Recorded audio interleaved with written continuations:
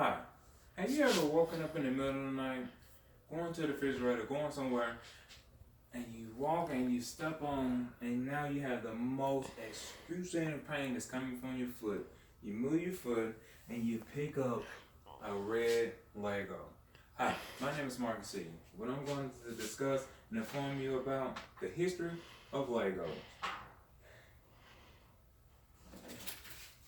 Old Craig made the first educational toy that could teach children while they play, and product led to a market of educational toys. So I'm going to talk about Old Kirk Christian. Old Kirk Christian was born in 1891 in a small Danish village called Fiskov in Denmark. He's the youngest of 10 children. He worked on the family farm, and he even worked with one of his older brothers, who later taught him to become a carpenter. Carpenter. He later grew up, moved to Germany, and he later moved to Norway, where he tried to find better work due to his carpentry. Couldn't find work, so in 1916 he met and married his wife, Christian Sorsman. Later, they moved back to Denmark to a small village called Bolland. Later, Ole loved fixing things, especially homes, things that dealing with wood. So he opened up a small shop and he started making handy houseware. He started making iron boards, stools, and even ladders. He later had 3 sons. While 2 of his boys were out playing with the wood chips in the shop, it somehow caught fire. It burned the shop as well as his home because his home was close to the shop, and he burned down. While through the bad times, Ole did not feel down. He held his head up. And throughout those 2 years, he had another son, and he rebuilt his shop. 1929 hit, the Great Depression hit. So he had to let his workers go as well as everybody in his shop. Then another tragedy hit. His wife passed in 1932. That really hurt him, but it didn't keep him down. So the next person to help him, Ole, was his 3rd son, Godfrey. Godfrey was 12 years old when everything happened, so he said, "Dad, I will help you when needed after school." So throughout the time and everything else, that's when Ole came up with the fact of, my kids need something to play with because their mother has passed. So he saw a duck in the pond one day and decided, you know what, I will make a wooden toy. So he made a wooden duck. A wooden duck was Ole's very first toy that he made.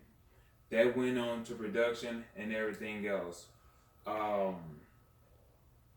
In fact, one day, Godfrey, his son, came to his dad, Ole, and said, "Dad, I came up with a solution to save us money. Instead of putting 3 coats of lacquer on the ducks, I put 2. Ole was upset with that. He said, "Only the best is good enough." That stuck with Godfrey. So Godfrey carved that saying in Danish and put it above the shop. That saying is still above that shop till this day. Later, Ole said, "I need to come up with a word for my new toys." So one day he was sitting in his office and he wrote down "leg godt," which means playing well in Danish. Later on, he found that in Latin it means "I put together." So, 1936, that's when the famous word Lego came about. Another tragedy happened. 1942, the company burned down again. 1946, while Ole was in Copenhagen, Denmark. That's when he found out that they had a press machine.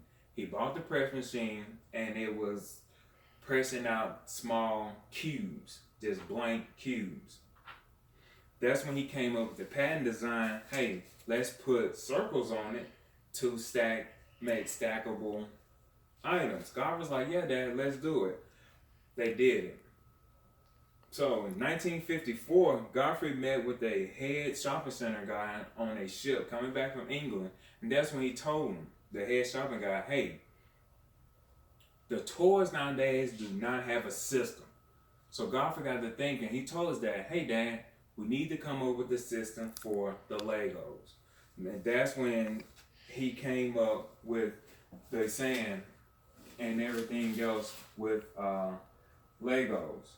Godfrey also said that with a child's imagination, Lego could be anything in the world over and over again. Imagination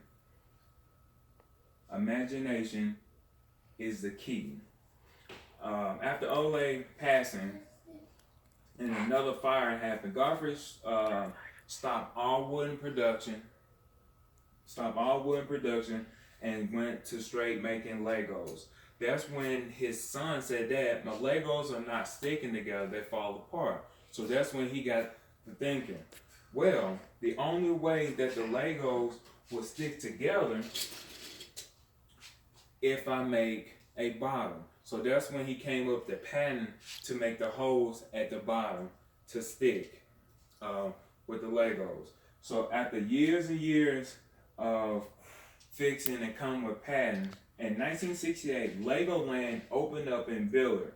Over 600,000 guests came to that place in the first year. As a tradition, the school everyone had that it came through. So the top 10 characteristics of Lego is unlimited playing potential. It's for girls and boys. It's fun for every age. Year-round play. The more Legos, the more fun. Extra sets are available. Quality in every detail. Fun fact. There are 86 Legos per person in the world. That produces 318 Legos a year. There's 400 billion Lego bricks in the world, which stacks 2,386,065 miles. This is 10 times above the moon. A single brick can take 4,240 newtons of force, which is about 953 pounds. That's why it hurts when we step on it. So in conclusion, I had informed you all about Lego, the founder Ole, and where it came from. And the reason it was there, because while I was stationed in Germany, we got a chance to purchase Legos from Czech Republic, which is one of the companies that is located throughout the world. So in conclusion, I do thank you all for paying attention, and I appreciate you all letting me inform you all on the production and the make of Legos. Thank you.